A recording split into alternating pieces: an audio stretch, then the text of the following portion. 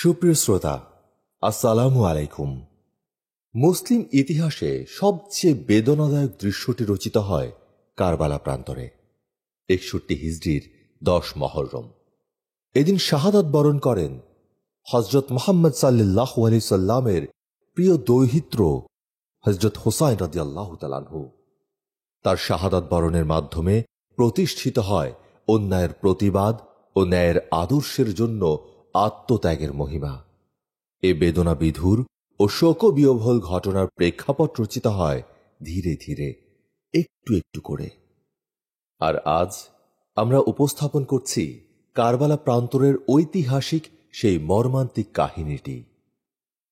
60 হিজরি সাল। মুয়াবিয়ার মৃত্যুর পর এজিদ দামেস্কের সিংহাসনে বসলেন। সিংহাসনে বসেই তিনি মদিনার শাসনকর্তা ওয়ালিদকে হুকুম দিয়ে পাঠালেন, হোসেনকে শীঘ্র আমার আনুগত্য স্বীকার করতে বলো, আর নয়তো তার মাথা কেটে আমার কাছে পাঠিয়ে দাও। ওয়ালিদ হোসেনকে বাদশাহ নামদার এজিদের হুকুম অতি সংকোচে শুনিয়ে তার উত্তর চাইলেন। হোসেন তাকে বললেন, তোমার বাদশাহকে লিখে দাও, হোসেনকে মৃত্যুর ভয় দেখিয়ে কোনো লাভ নেই।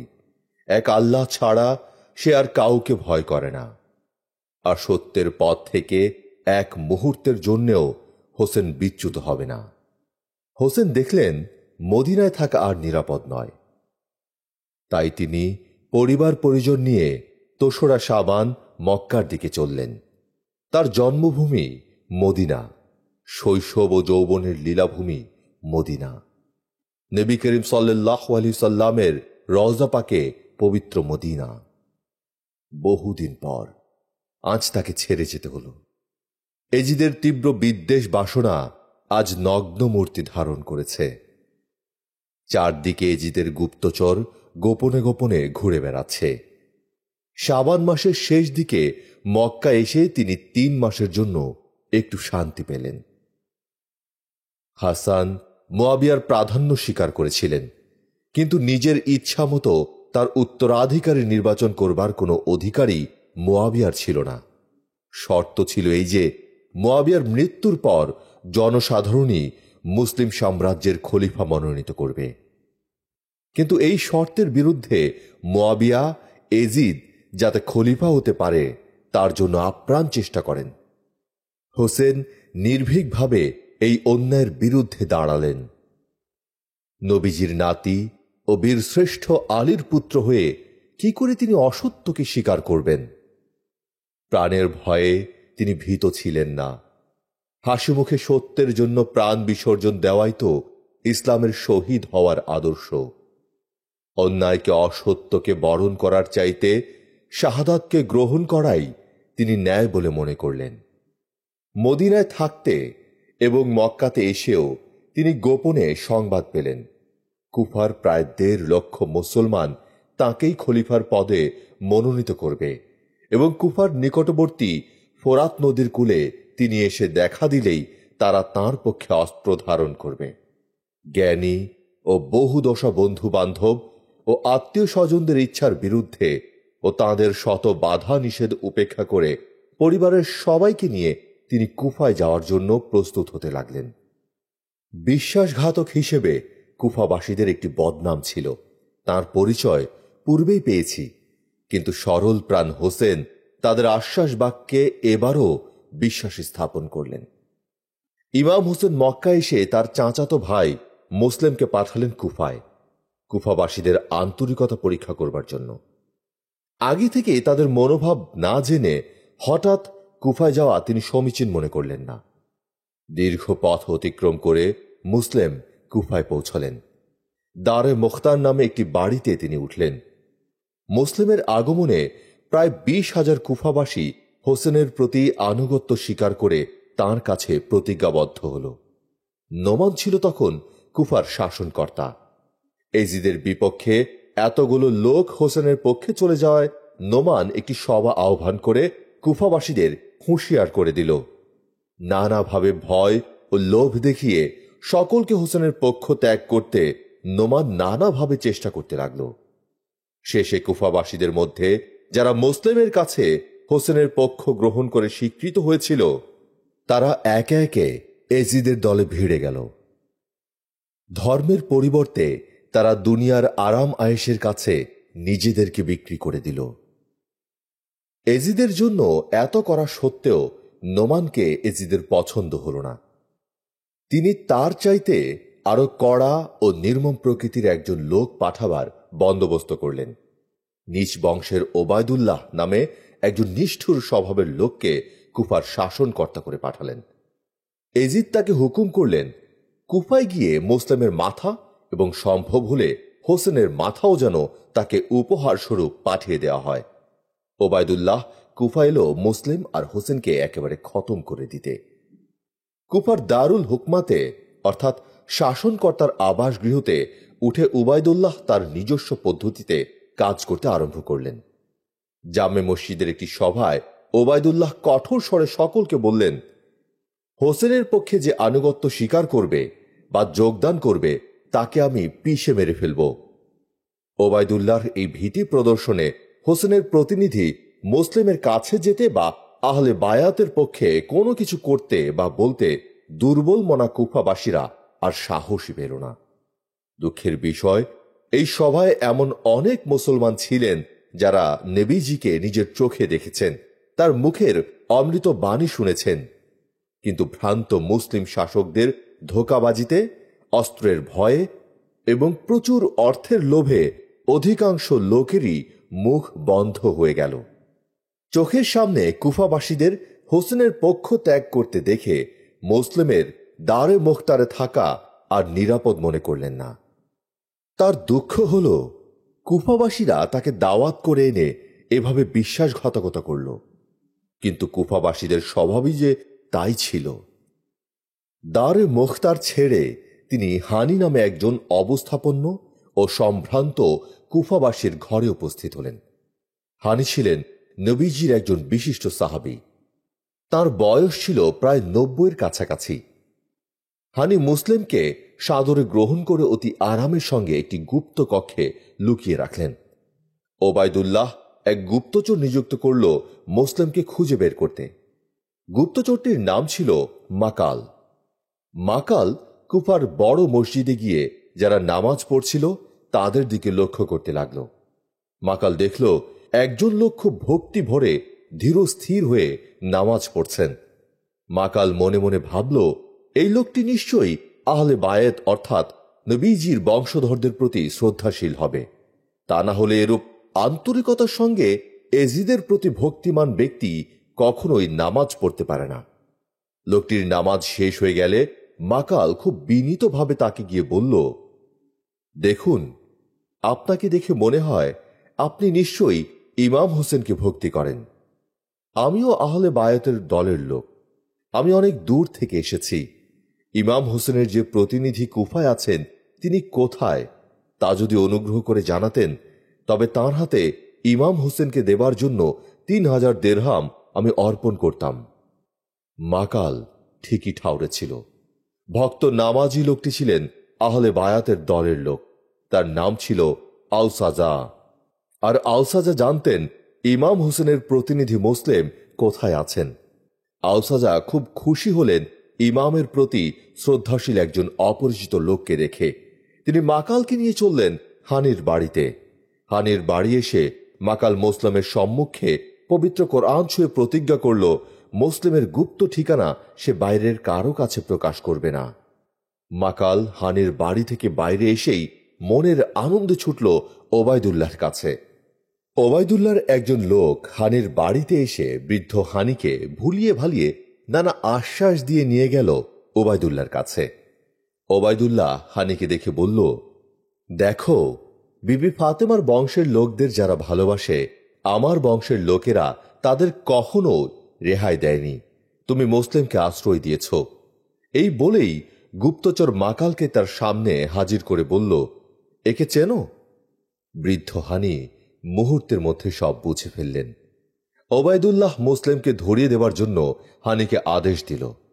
ভক্তপ্রবর বৃদ্ধ হানি নির্ভীক কণ্ঠে উত্তর দিলেন, নবীজির বংশধরদের দূত ও আমার অতিথিকে আমি কখনোই শত্রুর হাতে ছেড়ে দিতে পারি না।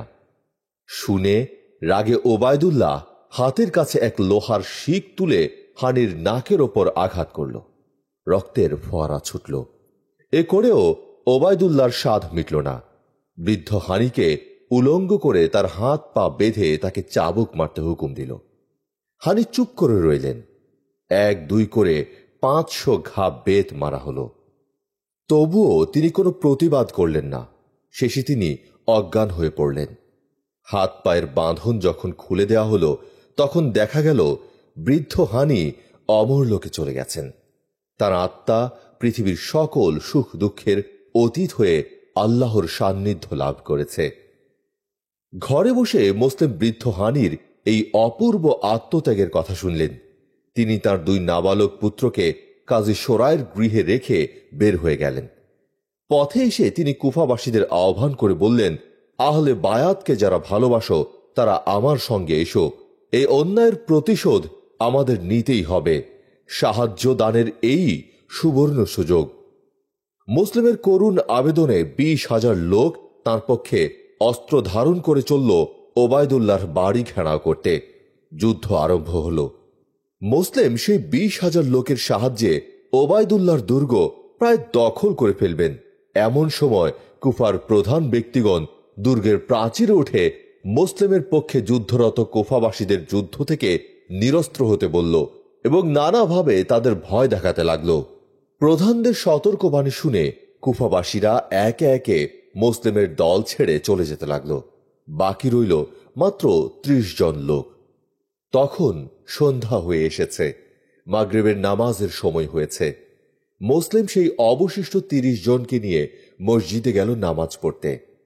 তিনি তাদের নেতা বা ইমাম হয়ে নামাজ পড়তে লাগলেন। নামাজ শেষ করে পেছনে ফিরে তিনি চেয়ে দেখলেন সে 30 জন লোকও তাকে ত্যাগ করে চলে গেছে। সন্ধ্যার ঘনায়মান অন্ধকারে অনাহারে কাতর হয়ে সঙ্গীহীন অবস্থায় মুসলিম একাকী পড়ে রইলেন। এখন তিনি কি করবেন? কোথায় যাবেন? কুফা নগরের সমস্ত সিংহদ্বার বন্ধ। বাইরে যাবার কোনো উপায় নেই। কুফাবাসীদের আর কাকেই বা তিনি বিশ্বাস করবেন? ক্ষুধা তৃষ্ণায় অধীর হয়ে তিনি পথে বের হলেন। ইবনে কাসির বলে একজন উদার হৃদয় কুফাবাসী তাকে উদ্দেশ্যহীনভাবে পথে ঘুরতে দেখে আপন গৃহে গোপনে আশ্রয় দিলেন। এই সংবাদও ওবায়দুল্লাহর কাছে পৌঁছতে দেরি হল না। ওবায়দুল্লাহর পুত্র খালেদ কাসিরকে ধরে নিয়ে ওবায়দুল্লাহর সামনে হাজির করল। মুসলিমকে তার হাতে ছেড়ে দিতে বলায় ইবনে কাসির অকম্পিত স্বরে বললেন, আমার অতিথিকে আমি আপনাদের হাতে ছেড়ে দিতে পারি না। তার পরিবর্তে আমি নিজের প্রাণ দিতে প্রস্তুত আছি। ইবনে কাসিরের এই ঔদ্ধত্যপূর্ণ কথা শুনে ওবায়দুল্লাহ একটি কালের দোয়াত ছুঁড়ে তাকে মারল। বীর ইবনে কাসির ওবায়দুল্লাহর এই ব্যবহারে ক্রুদ্ধ হয়ে তাকে আক্রমণ করল। সকলে ইবনে কাসিরকে বাধা দিল, তার তরবারি ছিনিয়ে নিল। ইবনে কাসিরের নিকটেই দাঁড়িয়েছিল সেই বিশ্বাসঘাতক মাকাল। ইবনে কাসির মাকালের তরবারি তার হাত থেকে কেড়ে নিয়ে মাকালকে এক আঘাতে দ্বিখণ্ডিত করে ফেলল। তারপর একাকী তরবারি হাতে উপস্থিত সকলের বিরুদ্ধে যুদ্ধ করতে লাগল। তার বীরত্ব ও যুদ্ধ কৌশলের সামনে কেউ দাঁড়াতে পারল না। একে একে 10 জন লোককে তিনি নিহত করলেন। কাপুরুষ ওবায়দুল্লাহ ভয় পেয়ে চিৎকার করে দরবার ছেড়ে পালিয়ে গেল। কিন্তু একাকী বহুর বিরুদ্ধে কতক্ষণ আর তিনি লড়বেন? ধৃত হয়ে ইবনে কাসির শহীদ হলেন। ইবনে কাসিরের পুত্র সংবাদ পেয়ে আম দরবারের দ্বার পর্যন্ত এসে বাধাপ্রাপ্ত হলেন। সেখানে 20 জন লোককে নিহত করে ইবনে কাসিরের বীরপুত্র পিতার অনুগমন করলেন। ইমাম হোসেনের দূত মুসলিম এসে একাজে আগুন জ্বালিয়ে দিলেন এবং তার মহত্ব ও বিশ্বাসে অনুপ্রাণিত হয়ে যেভাবে মুষ্টিমেয় কজন মুমিন মুসলমান বীরত্ব দেখাতে লাগলেন, তাতে ভীত ও শঙ্কিত হয়ে এজিদ দামেস্ক থেকে আমরের অধীনে আরো 10,000 সৈন্য পাঠিয়ে কুফার রাজ সৈন্যদের শক্তি বৃদ্ধি করলেন। অবিশ্বাসী যারা তারা অল্প সংখ্যক বিশ্বাসীদের এমনি ভয়ের চোখেই দেখে থাকে। মুসলিম এই খবর পেলেন। রাতের অন্ধকারে তিনি পথে বের হয়ে দেখলেন সৈন্যরা পথে টহল দিয়ে বেড়াচ্ছে। তাদের কুচকাওয়াজের শব্দে রাজপথ মুখরিত হয়ে উঠছে। কদিন তার অনাহারে কেটেছে, আশ্রয় নেই। ক্ষুধা তৃষ্ণায় কাতর হয়ে পথে পথেই তিনি রাত কাটিয়ে দিলেন। ভোরবেলায় তিনি একটি বড় মসজিদের নির্জন কোণে আশ্রয় নিলেন। ওবায়দুল্লাহ হোল পিটিয়ে সমস্ত শহরে ঘোষণা করে দিল, যে মুসলিম ও তার দুই পুত্রকে ধরে এনে দিতে পারবে তাকে প্রচুর পুরস্কার দেয়া হবে। ওদিকে মুসলিম চিন্তিত হয়ে পড়েছেন, তার নিজের প্রাণ বা পুত্রদের নিরাপত্তার জন্য নয়।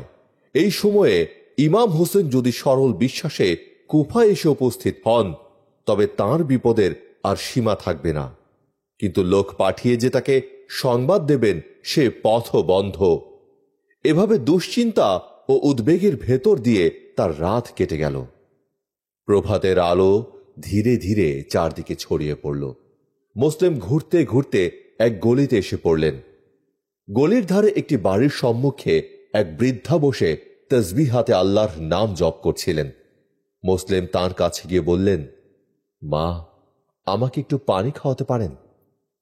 ধর্মে বিশ্বাসিনী স্ত্রীলোককে আরবি ভাষায় মোমেনা বলে। বৃদ্ধ মোমেনার নাম ছিল তাওয়া। আমরা তাকে মোমেনা বলেই ডাকব। মোমেনা পানি এনে দিলেন। এক নিঃশ্বাসে পানিটুকু খেয়ে মুসলিম তার দুদিনের অনাহার ক্লিষ্ট দেহকে ঠান্ডা করলেন। দরজার কাছে বসে একটু হাঁপ ছেড়ে বাঁচলেন।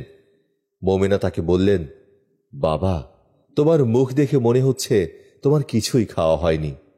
তুমি কি বিপদে পড়েছ বাবা? আমাকে বলো, তোমার কোনো ভয় নেই। আশ্বাস পেয়ে মুসলিম তার কাছে সব খুলে বলে আবেদন জানালেন, মা, আপনি যদি এই অচেনা অতিথিকে আশু বিপদের হাত থেকে বাঁচান, তবে আল্লাহই আপনাকে রক্ষা করবেন। আর আমার দুই মাসুম বাচ্চা কাজী সোরাইয়ের বাড়িতে আছে, তারা কিভাবে আছে কে জানে। মোমেনা মুসলিমকে নিজের ঘরে আশ্রয় দিলেন। একটু ভর্ৎসনা করে তিনি মুসলিমকে বললেন, বাবা, তুমি দুদিন কিছু খাওনি, আর তুমি আমার কাছে খাবার না চেয়ে পানি চাইলে কেন? ইসলামের বিধানে আছে, ক্ষুধা পেলে কারো কাছে চেয়ে খাওয়াতে লজ্জার কিছু নেই। মোমিনার এই অনুযোগে মুসলিম উত্তর দিলেন, মা, আপনি ঠিকই বলেছেন, তবে খাবার চাইলে আপনার যদি কিছু অসুবিধা হয়, তাই আমি শুধু পানি চেয়েছিলাম। কি ধৈর্য ও সহিষ্ণুতা ছিল বীর হৃদয় বিশ্বাসী মুসলিমের! ক্ষুধায় প্রাণ যায়, তবু অন্যের কষ্ট হবে ভেবে চুপ করেছিলেন।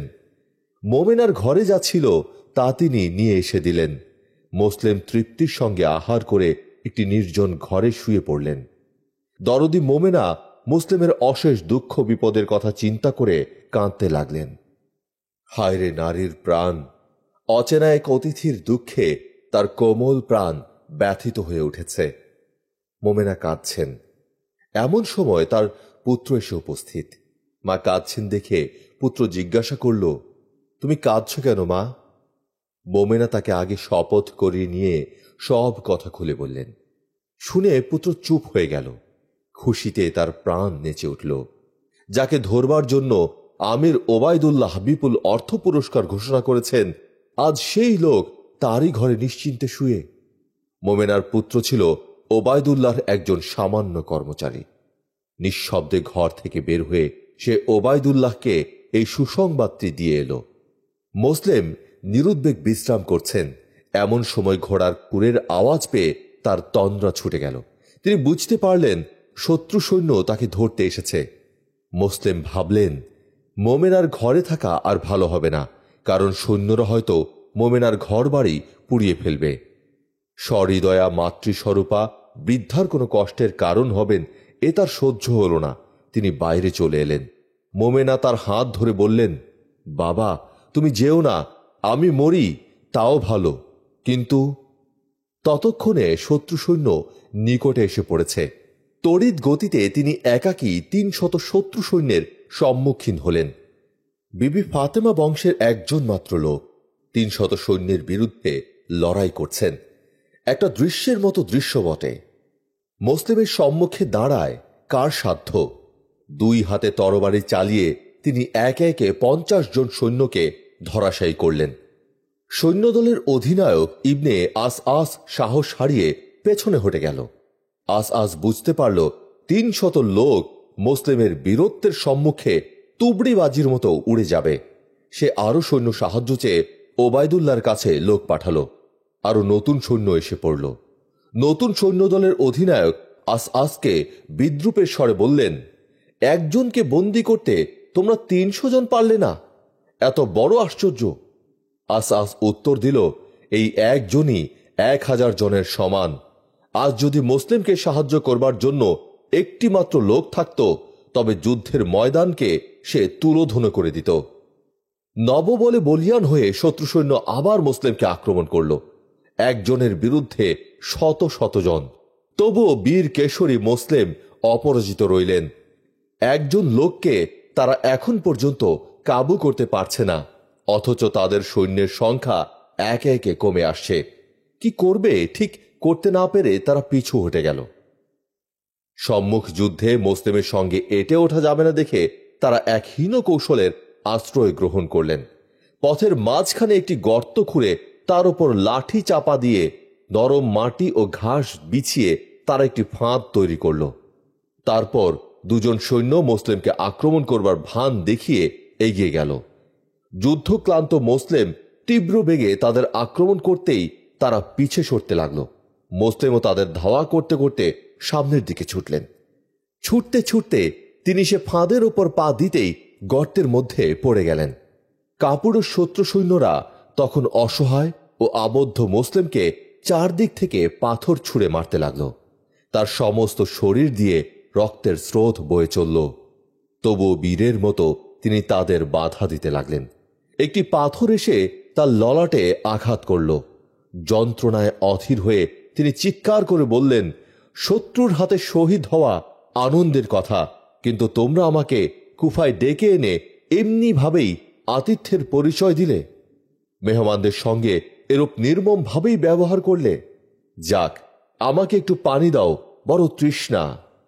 পাষাণ শত্রুদের মন তাতে বিচলিত হল না।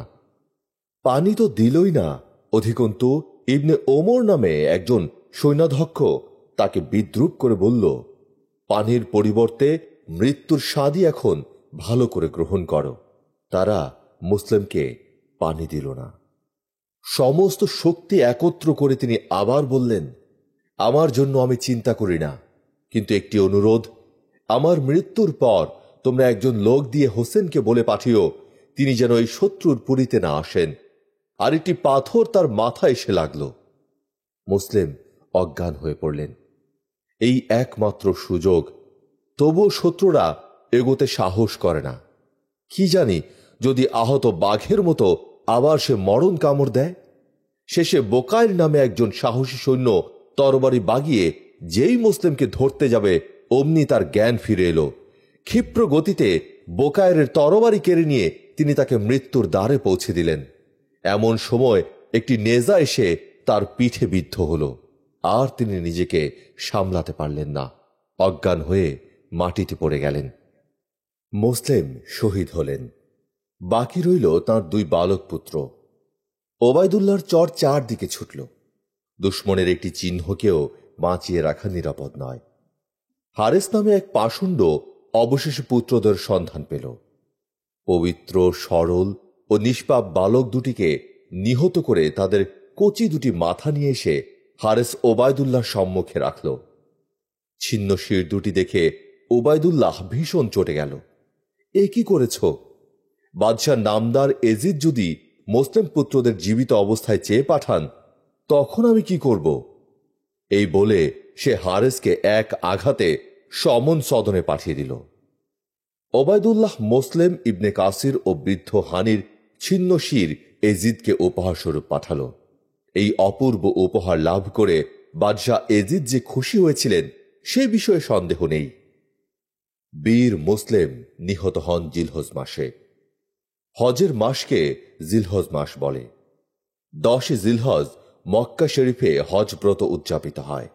ঠিক তার আগের দিন মুসলিম শহীদ হলেন এবং ওই দিনই হযরত ইমাম হোসেন মক্কা থেকে কুফার দিকে রওনা হলেন।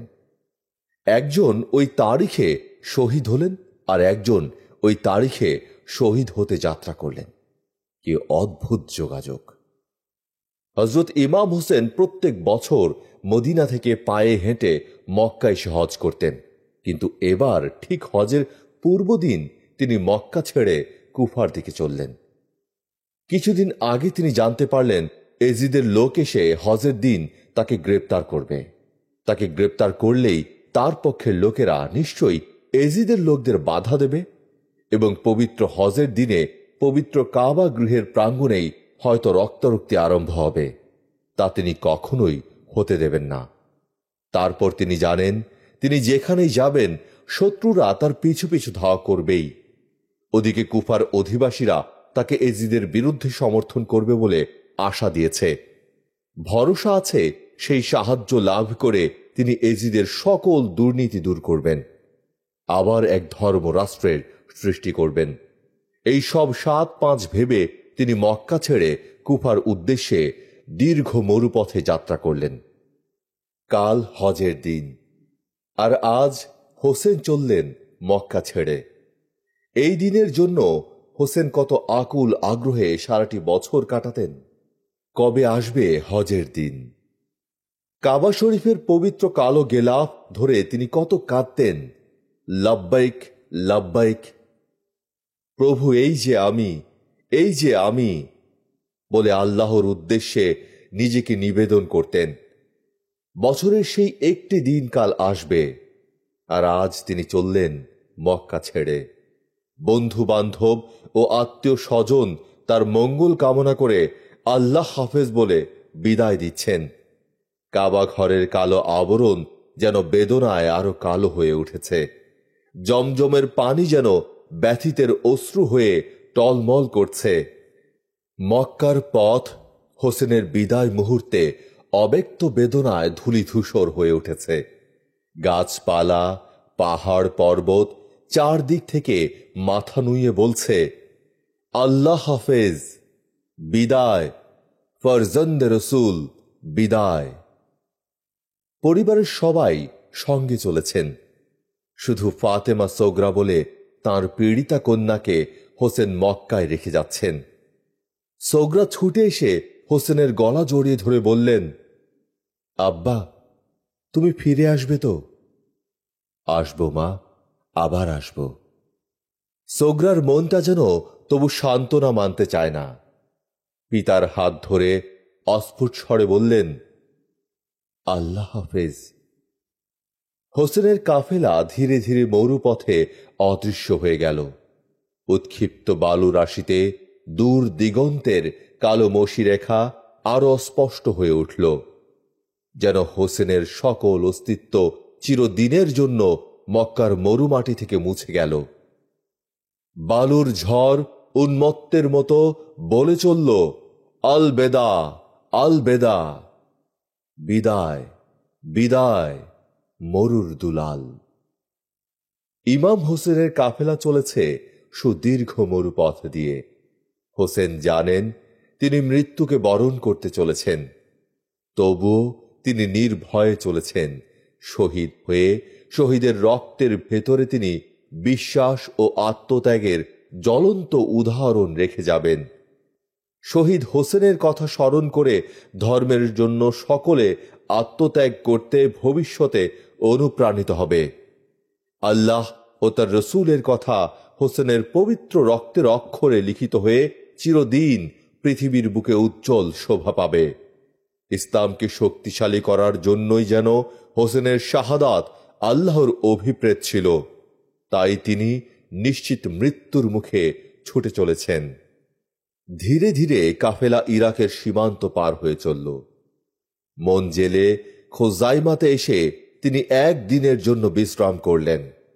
ভগ্নী জয়নাব হোসেনকে বললেন, ভাই, রাত্রে এক অদ্ভুত আওয়াজ শুনলাম। হোসেন উত্তর দিলেন, আল্লাহর যা ইচ্ছা তাতেই আমি রাজি আছি। সালাবিয়া নামে আরেকটি মঞ্জলে এসে রাত্রির জন্য তারা আশ্রয় নিলেন। বড় ছেলে আকবর গভীর রাতে দেখলেন পিতা ঘুমের ঘোরে হঠাৎ যেন চমকে উঠলেন। পরদিন ইমাম হোসেনকে তিনি তার কারণ জিজ্ঞাসা করলেন। হোসেন উত্তর দিলেন, স্বপ্নে দেখলাম একজন ঘোড়সাওয়ার এসে আমাকে বলল, তুমি যেমন কুফায় যাওয়ার জন্য জলদি করছো, তেমনি মৃত্যুও তোমার কাছে শীঘ্র পৌঁছতে পেছনে পেছনে ছুটে আসছে। তখন কিশোর আলী আকবর বললেন, বাবা, আমরা কি সত্য পথে চলেছি? হোসেন বললেন, বেশক, নিশ্চয়ই আমরা সত্যের পথে আছি, আর সত্য আমাদের সঙ্গে আছে। আলী আকবর বলল, তবে আর মৃত্যুকে ভয় কিসের? হোসেন বলল, বাবা, তোমার এই উত্তর শুনে আমি বড় সুখী হলাম। সত্যের জন্য তোমার এই যে নির্ভীকতা, এর জন্য তুমি আল্লাহর কাছে পুরস্কার পাবে। আবার কাফেলা চলল। মঞ্জিলে শকুক বা সাফাতে এসে বিখ্যাত কবি ফারাজদাকের সঙ্গে ইমাম হোসেনের সাক্ষাৎ হল। ফারাজদাক মুসলিম ও হানির শোচনীয় পরিণাম ও তাদের অপূর্ব বীরত্বের কাহিনী হোসেনকে খুলে বললেন। হোসেন নীরবে সব শুনলেন। একটি দীর্ঘশ্বাস ছেড়ে তিনি বললেন, তারা তাদের কর্তব্য করেছে, আল্লাহ তাদের আত্মাকে শান্তি দেবেন। তাঁবুর ভিতর এসে হোসেন দেখলেন শহীদ মুসলিমের একমাত্র কন্যা বসে আছেন। ইমাম হোসেন মাতৃপিতৃহীন এই এতিম কন্যাটির পানে আর চাইতে পারলেন না। তার মাথায় অতি স্নেহের সঙ্গে তিনি নীরবে হাত বুলিয়ে দিতে লাগলেন। কন্যা হোসেনের স্নেহের আতিশয্য দেখে অবাক হয়ে বললেন, চাচা, আপনি আমাকে যেন ঠিক একটি এতিমের মতো আদর করছেন। ব্যাপার কি? আমার বাবা ভালো আছে তো? হোসেন এ কথার কি উত্তর দেবেন? তিনি নিরুত্তর রইলেন। কন্যা বুঝতে পারলেন তার পিতা বীরশ্রেষ্ঠ মুসলিম আর ইহজগতে নেই। চাচা হোসেনকে জড়িয়ে ধরে তিনি ফুঁপিয়ে কেঁদে উঠলেন। হোসেন তাকে সান্ত্বনা দিয়ে বললেন, মা, সবুর করো, ধৈর্য ধরো। আর তিনি বলতে পারলেন না। কন্যাকে বুকে রেখে তিনিও শোকে দুঃখে একটু অধীর হয়ে পড়লেন। বাইরের তপ্ত মরুর বাতাস তখন উদ্দাম গতিতে বয়ে চলেছে। কত পথ, কত প্রান্তর অতিক্রম করে আবার কাফেলা চলল। মঞ্জিলে শারাবে এসে হোসেন সংবাদ পেলেন এজিদের সৈন্যরা তাকে ঘেরাও করতে সে পথেই ছুটে আসছে। হোসেন শারাবে থাকা আর নিরাপদ মনে করলেন না। তাঁবু উঠিয়ে তিনি রাত্রির অন্ধকারে চললেন কুফার দিকে। আর 2 মঞ্জিল পরেই কুফা। সারা রাত পথ চলে 61 হিজরি সালের মহররম মাসের 2রা তারিখে বৃহস্পতিবার ভোরবেলা ইমাম হোসেন একটি বিশাল প্রান্তরে এসে উপস্থিত হলেন। সেই প্রান্তরে এসেই হোসেনের প্রিয় অর্শ দুলদুল আপনা থেকেই থেমে গেল, আর এগোতে চাইল না। দুলদুলের এই অদ্ভুত ব্যবহার দেখে তিনি একজন সঙ্গীকে জিজ্ঞাসা করলেন, এই জায়গার নাম কি? উত্তর এলো, মারিয়া। তিনি আবার জিজ্ঞেস করলেন, এই স্থানের আর কোনো দ্বিতীয় নাম আছে? সঙ্গে সঙ্গে উত্তর এলো, কারবালা। কারবালার নাম শুনে হোসেন চমকে উঠলেন। এই সেই কারবালা যার কথা হযরত মুহাম্মদ মুস্তাফা সাল্লাল্লাহু আলাইহি ওয়াসাল্লাম অনেকবার বলে গেছেন। এই সেই কারবালা যেখানে হযরতের পেয়ারা নাতি ইমাম হোসেন ধর্মের জন্য, সত্যের জন্য শহীদ হবেন। এ সেই কারবালা যেখানে এসে হযরতের আলী রক্তের নদী দেখেছিলেন, আর দেখেছিলেন তার আদরের পুত্র হোসেন অসহায় অবস্থায় কাতর ধ্বনি করে যন্ত্রণায় ছটফট করছেন। এ সেই কারবালা যার করুণ কাহিনীর মর্মন্তুদ দৃশ্য বহু পূর্বেই নবী করিম সাল্লাল্লাহু আলাইহি ওয়াসাল্লাম ও হযরত আলী রাদিয়াল্লাহু তাআলা আনহু দিব্য চোখে প্রত্যক্ষ করেছিলেন। কারবালার নাম শুনে ইমাম হোসেন বলে উঠলেন, আল্লাহু আকবার! আল্লাহ মহান, তার ইচ্ছাই পূর্ণ হোক। সঙ্গীদের সেখানেই তাঁবু ফেলতে তিনি আদেশ দিলেন। কারবালা প্রান্তর, ধুধু করছে তার তপ্ত বালুরাশি। অদূরে প্রবাহিত হয়ে চলেছে ফোরাত নদী। সেই নদীর তীরেই প্রথমে হোসেন তাঁবু ফেলবেন ঠিক করলেন, কিন্তু শত্রু সৈন্য তাকে বাধা দিল। কোনো প্রতিবাদ না করে বহু দূরে এক উত্তপ্ত ভূমির ওপর তিনি আশ্রয় গ্রহণ করলেন। হোসেন প্রিয়তমা পত্নী শাহর বানুকে ডাকলেন। বিষাদের প্রতিমূর্তি শাহর বানু তার দিকে আসছেন।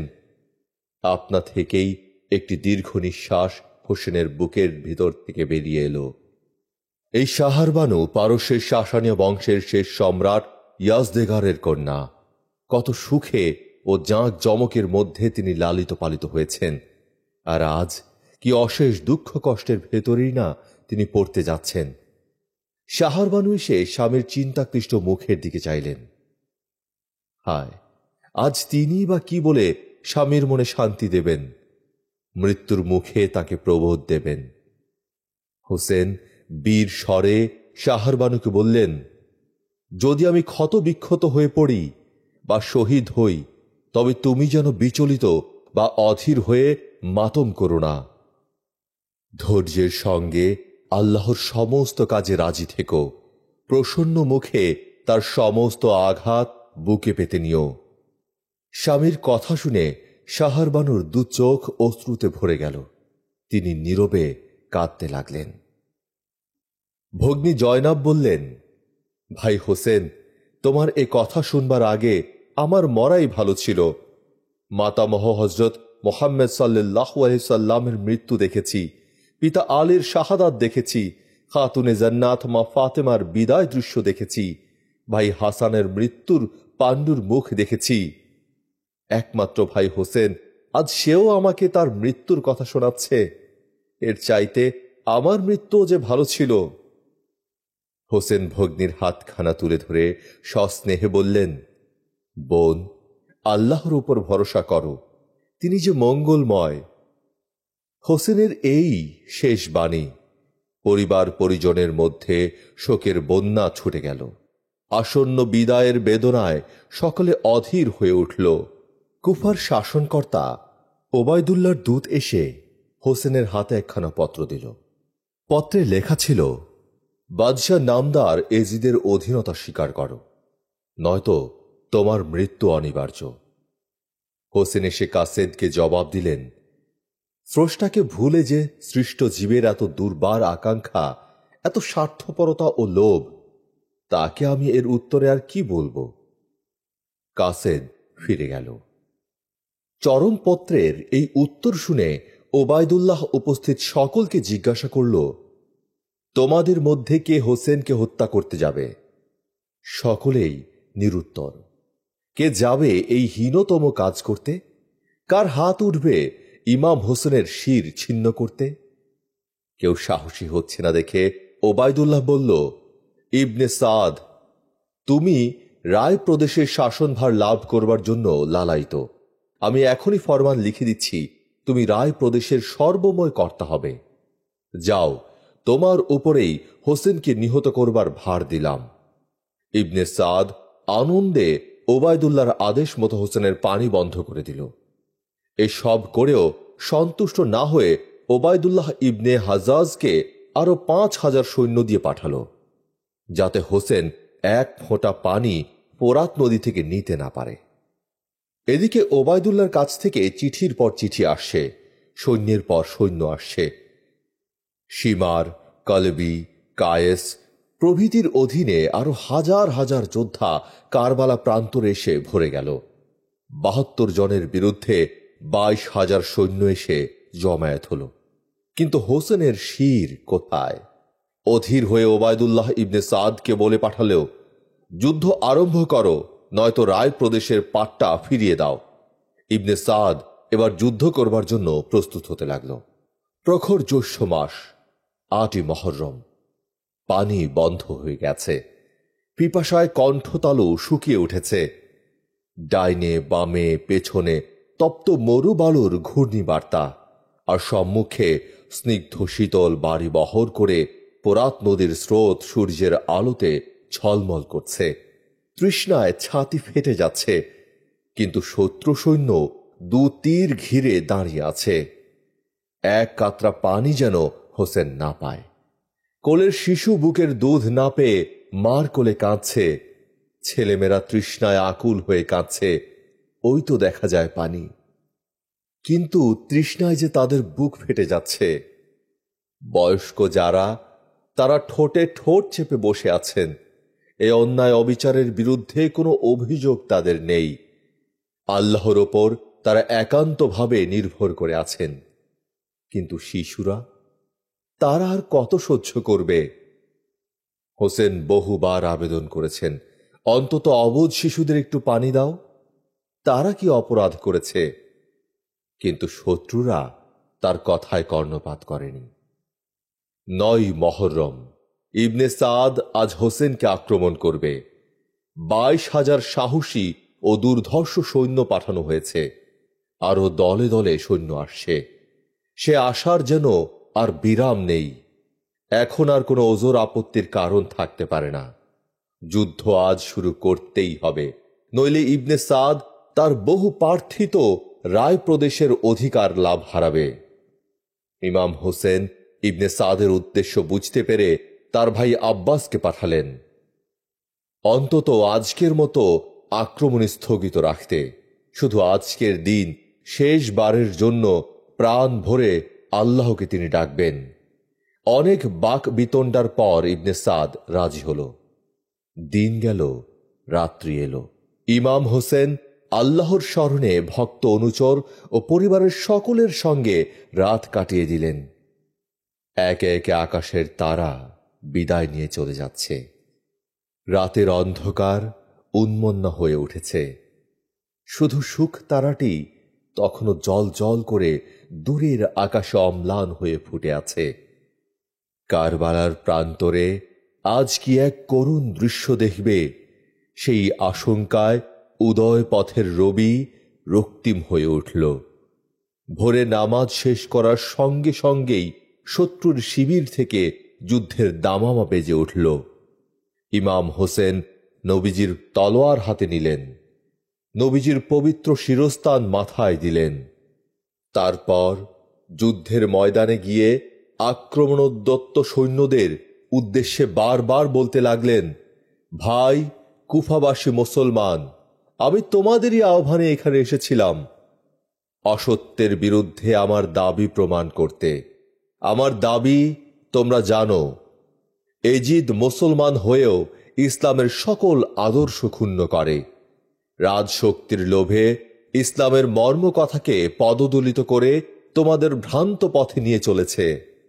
আফসোস, তোমাদের এই অধপতন দেখে, রসুলের উম্মতের এই দুর্দশা দেখে আমার আর দুঃখের সীমা নেই। হোসেনের এই কথা শুনে শত্রুপক্ষের সকলে চুপ করে রইল। তার কথাগুলো মুহূর্তের জন্য তাদের বিচলিত করে তুলল, কিন্তু হৃদয় তাদের পাষাণ হয়ে উঠেছে। অজ্ঞানতা ও পাপের অন্ধকারে দৃষ্টি তাদের আচ্ছন্ন হয়ে গেছে। হোসেন তাঁবুতে ফিরে এলেন।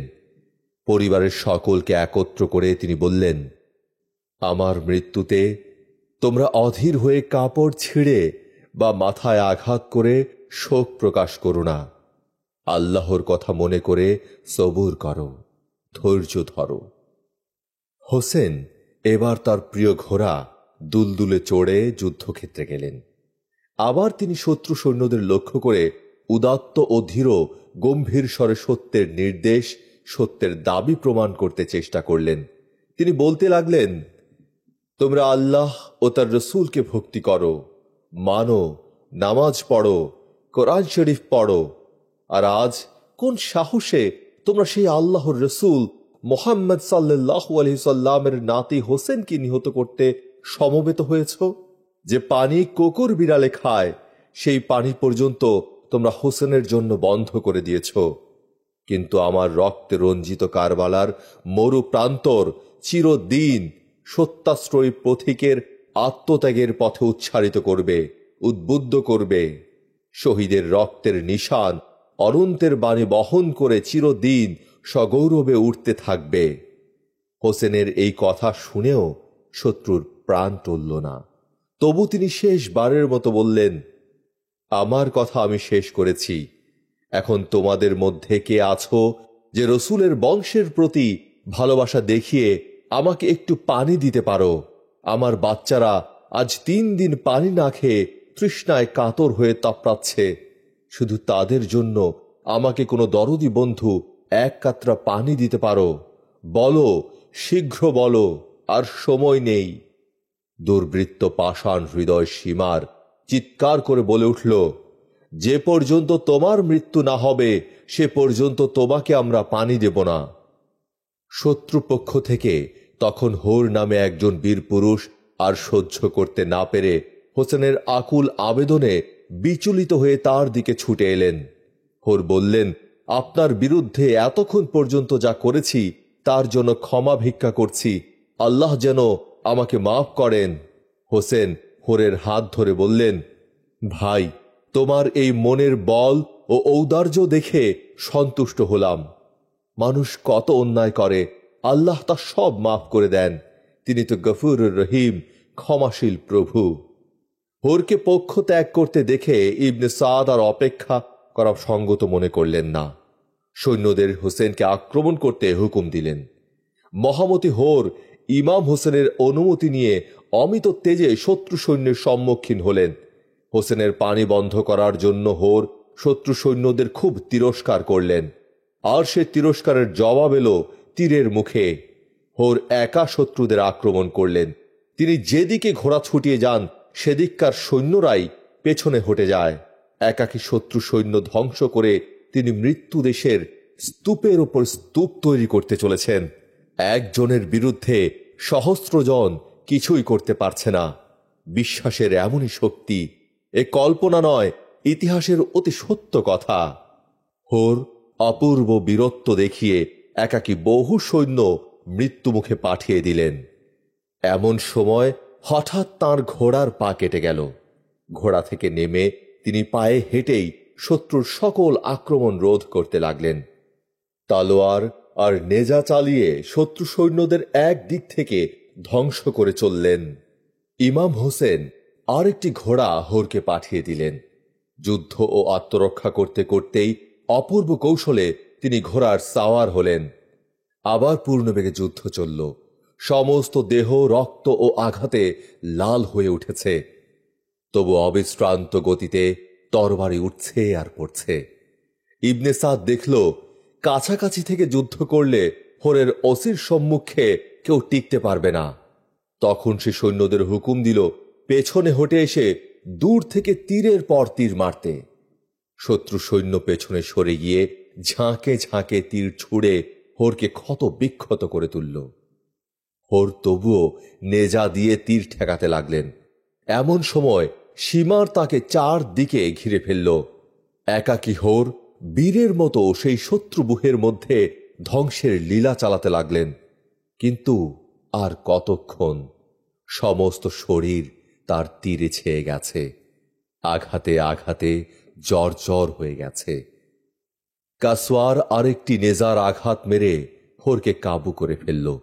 মৃত্যু আসন্ন জেনে হোর চিৎকার করে বলে উঠলেন, ইমাম হোসেন, বিদায়, আপনার নানুর কাছে বেহেশতে চললাম।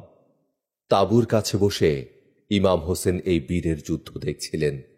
হোরের কথা শুনতে পেয়ে তিনি উত্তর দিলেন, খোশবাস, হাজার শুকর, মৃত্যুর পর আবার দেখা হবে বন্ধু। বীরবর হোর অজ্ঞান হয়ে ঘোড়া থেকে পড়ে গেলেন। ইমাম হোসেন যুদ্ধক্ষেত্রে ছুটে গিয়ে হোরকে তুলে আনলেন। আপনার হাতে নিজের হাতে রোমাল দিয়ে তাঁর দেহের রক্ত মুছে দিলেন। যখন জ্ঞান হল তখন হোর চেয়ে দেখলেন তার মাথা কোলের ওপর নিয়ে হোসেন আকুল দৃষ্টিতে তাঁর দিকে চেয়ে আছেন। অপার আনন্দে হোর একবার নড়ে উঠলেন, তারপরই অনন্ত লোকে যাত্রা করলেন। কারবালার প্রান্তরে বীর হরি প্রথম শহীদ হলেন।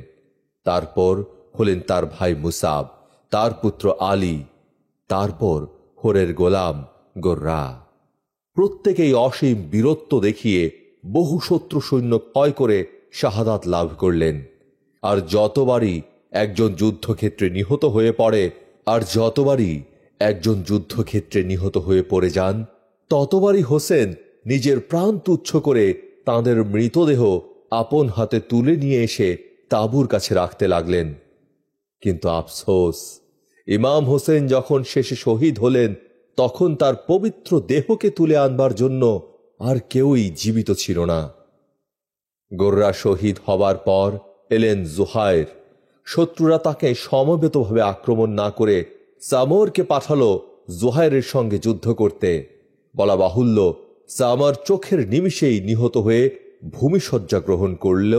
তারপর এলো নাসার। নাসার একাই ছিল 100 জন শক্তিশালী লোকের সমান। সে এসেই জুহায়েরকে লোভ দেখাতে লাগলো, কেন মিছামিছি যুদ্ধ করছো? এজিদের দলে যোগ দাও, প্রচুর পুরস্কার মিলবে। ঘৃণার সঙ্গে জুহায়ের উত্তর দিলেন, দুনিয়ার জন্য আমি দিন ধর্ম ত্যাগ করতে পারি না। যুদ্ধ আরম্ভ হল। জুহায়েরের তরবারির আঘাত সহ্য করতে না পেরে নাসার মৃত্যুর কোলে ঢলে পড়ল। শত্রু সৈন্য উপায় না দেখে আবার একত্রে জুহায়েরকে আঘাত করতে লাগল। মুমূর্ষ অবস্থায় হোসেন তাকে যুদ্ধক্ষেত্র থেকে নিয়ে এলেন। হোসেনের কোলে মাথা রেখে জুহায়েরও শেষ নিঃশ্বাস ত্যাগ করলেন। তারপর একে একে বুরাই, ওহাব ইবনে খালেদ, আমির সুরাই, মুসলিম ইবনে আওসাজা ও তাঁর পুত্র হেলাল ও তার পুত্র হাবিব এবং ইমাম হোসেনের চাচা আকিল অসংখ্য শত্রু সৈন্য নিহত করে কারবালার ময়দানে শহীদ হলেন। তারপর এলেন ইমাম হাসানের পুত্র কাশেম। তরুণ যুবক কাশেম তীরের মতো ছুটে এলেন যুদ্ধের ময়দানে। রক্তের ফোয়ারা ছুটিয়ে কাশেম 200 জন শত্রুর প্রাণ বধ করে শহীদ হলেন। হোসেন কাশেমের দেহ কোলে তুলে নিয়ে এলেন। এদিকে পানির জন্য তাঁবুতে হাহাকার উঠেছে। তৃষ্ণায় কাতর হয়ে ছেলেমেয়েরা, কোলের শিশুরা অস্থির হয়ে পড়েছে। প্রাণ যায় যায়। তাদের কষ্ট দেখতে না পেরে হোসেনের ভাই আব্বাস ঘোড়া ছুটিয়ে চললেন ফোরাত নদীর তীরে। 5000 সৈন্যের বুহ ভেদ করে তিনি ঘোড়া শুদ্ধ নদীতে নেমে মশক ভরলেন। মশক হাতে নিয়ে আবার তাঁবুর দিকে ছুটে চললেন। চারদিক থেকে তীর এসে তাকে বিদ্ধ করছে। নেজা এসে দেহে আঘাত করছে। এক হাত ভেঙে গেল, অন্য হাতে মশক ধরে তিনি ছুটলেন। সে হাতও কেটে পড়ে গেল। তিনি দাঁতে মশক ঝুলিয়ে 2 বগলে নেজা রেখে আত্মরক্ষা করতে করতে তাঁবুর দিকে উন্মাদের মতো ছুটে চললেন। এমন সময় একটি তীর এসে মশক বিদ্ধ হল। মশকের পানি পড়ে গেল। বীর শ্রেষ্ঠ আব্বাস শহীদ হলেন। এবার চললেন হোসেনের বালক পুত্র আলী আকবর। হোসেনের চোখের মণি, প্রাণের আনন্দ আলী আকবরও চললেন অগণ্য শত্রুর মধ্যে। যুদ্ধ করতে করতে আলী আকবর আহত হয়ে পড়ে গেলেন। পাগলের মতো ছুটে গিয়ে হোসেন পুত্রকে কোলে তুলে তাঁবুর কাছে নিয়ে এলেন। দর দর করে রক্ত পড়ছে, যন্ত্রণায় ছটফট করছে।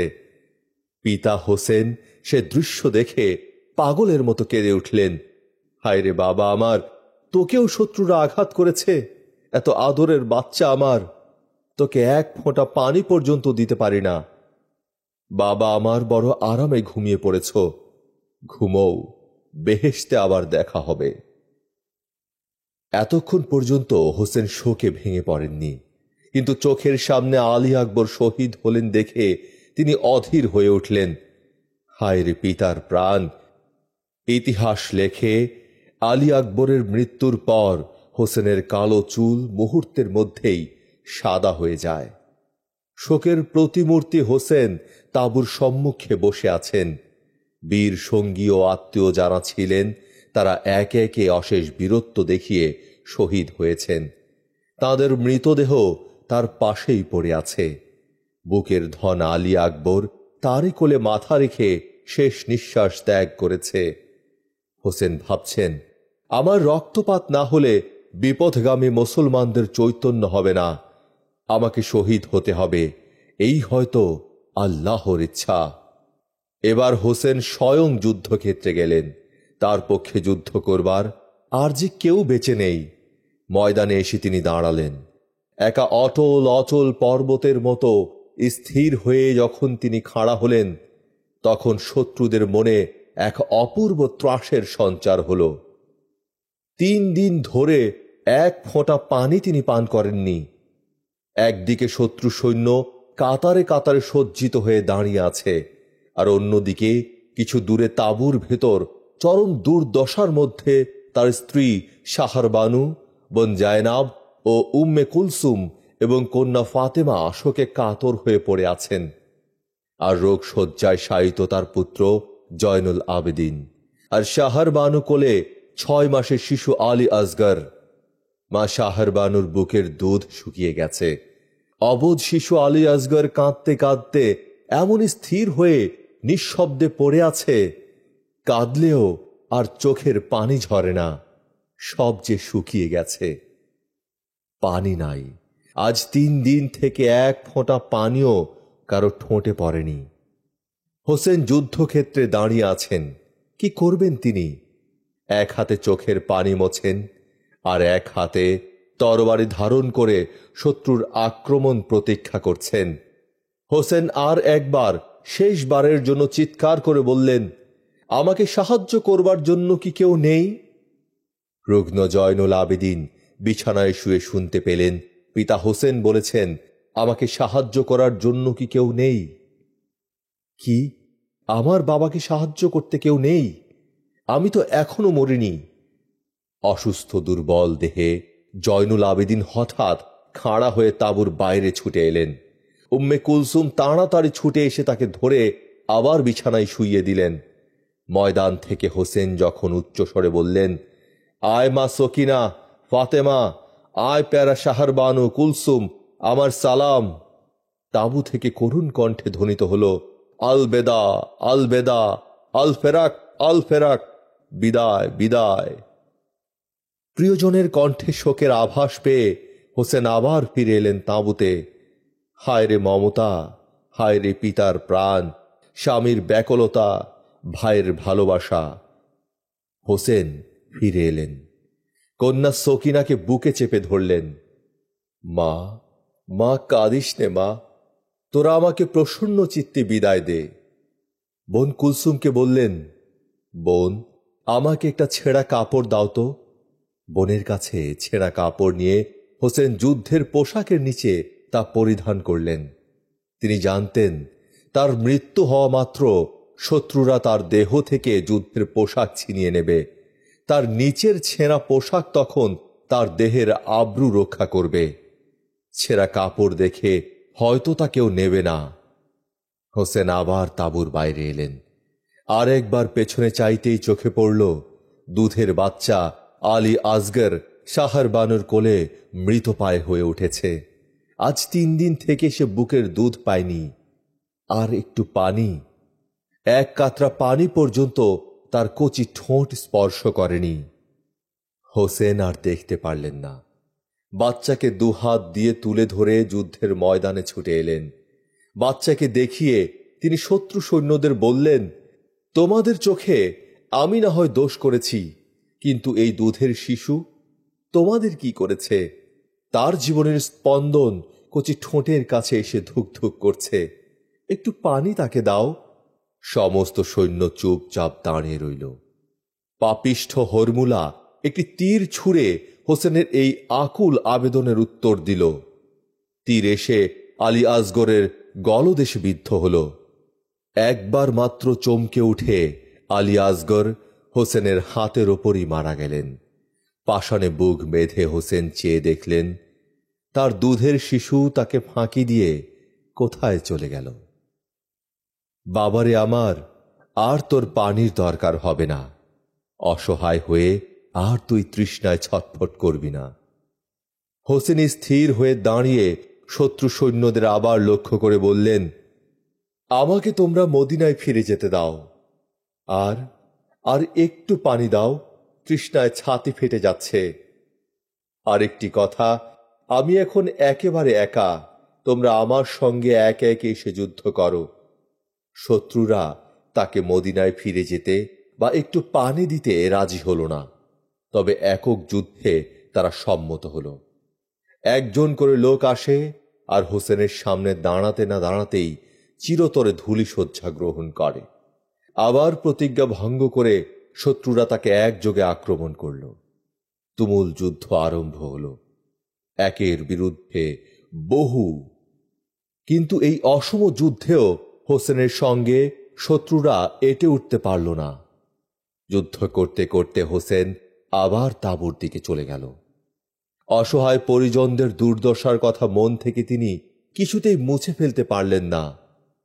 হোসেন দূরে গেলে শত্রুরা নিহতের সংখ্যা গণনা করে দেখল 1520 জন সৈন্য হোসেনের হাতে যুদ্ধে মারা গেছে। তারা বুঝতে পারল এভাবে কাছে থেকে যুদ্ধ করলে হোসেনের সঙ্গে তারা পেরে উঠবে না। তখন এক দিক থেকে 4000 সৈন্য দূর থেকে হোসেনের দিকে তীর ছুটতে লাগলো, আর অন্য 3 দিক থেকে কালো মেঘের মতো ঘন পরিবেশে অগণ্য শত্রু সৈন্য তাকে আক্রমণ করতে ছুটে এলো। আঘাতের পর আঘাত, তীরের পর তীর খেয়েও হোসেন শত্রুর বুর্জ ভেদ করে ফোরাতের কূলে এসে ঘোড়াসুদ্ধ নিচে নেমে গেলেন। পানি কল কল বেগে ছুটে যাচ্ছে, শীতল বাড়িরাশি চারদিকে থই থই করছে। হাতের কাছে পানি পেয়েও তিনি তা পান করলেন না। প্রিয়জন তার 3 দিন ধরে পানি না খেয়ে আছে। বাচ্চা আলী আসগর 1 ফোঁটা পানির অভাবে মরেছে, আর তিনি সেই পানি দিয়ে তার তৃষ্ণা মেটাবেন? এমনকি তার দুলদুল প্রবল পিপাসা সত্ত্বেও মুখ উঁচু করে রইল। এমন সময় নোমায়ের একটি তীর এসে হোসেনের ঠোঁটে লাগল, আর একটি তীর তার ললাটে বিদ্ধ করে চলে গেল। খুলি বলে আরেকজন সৈন্যের আঘাত হোসেনের দেহে এসে তাকে নিস্তেজ করে দিল। তিনি ঘোড়া থেকে নিচে পড়ে গেলেন। আকাশ থেকে যেন খোদার আরশ মাটিতে ভেঙে পড়ল। বিশ্বের নূর নবীর কাঁধে যিনি একদা খেলা করতেন, সেই হোসেন আজ মাটির ফরাসে অসহায় অবস্থায় ক্ষত বিক্ষত হয়ে পড়ে গেলেন। রক্তে রক্তাক্ত তার দেহ প্রায় 1000টি গভীর ক্ষতচিহ্ন নিয়ে তার অসীম ধৈর্য ও সাহসের পরিচয় দিচ্ছে। জীবনী শক্তি নিঃশেষ হয়ে এসেছে, তবুও তিনি 2 হাত তুলে বলছেন, আল্লাহ, আমি তোমার ইচ্ছায় শহীদ হতে চলেছি, এখন আমাকে বাঁচিয়ে তুলো না। আর এই মুসলমানরা যারা আমাকে অশেষ দুঃখ কষ্ট দিয়েছে, তাদের তুমি ক্ষমা করো। যারা শহীদ হয়েছে তাদের তুমি বেহেশতে নাজেল করো। আসরের নামাজের সময় হয়ে এলো, বেলা গড়িয়ে এসেছে। হোসেন সমস্ত শক্তি প্রয়োগ করে উঠে বসলেন। কাবার দিকে মুখ ফেরাতেই দেখেন দুর্দান্ত পাষাণ হৃদয়ের সীমার খঞ্জর হাতে দাঁড়িয়ে আছে। 40 জন অশ্বারোহী সৈন্য নিয়ে সীমার মৃতপ্রায় ইমাম হোসেনকে ঘিরে আছে। শত্রুর মনে তবু কত ভয়, কত আশঙ্কা। সীমার এগিয়ে আসতেই হোসেন বললেন, সীমার, একটু দাঁড়াও।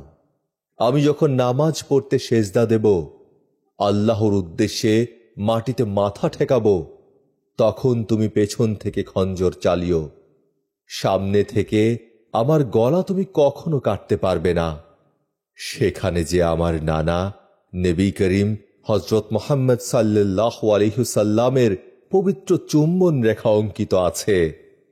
ইমাম হোসেন আল্লাহর স্মরণে মাথা নত করলেন, আর নিষ্ঠুর সীমার নির্মম হাতে তার খঞ্জর চালিয়ে দিল।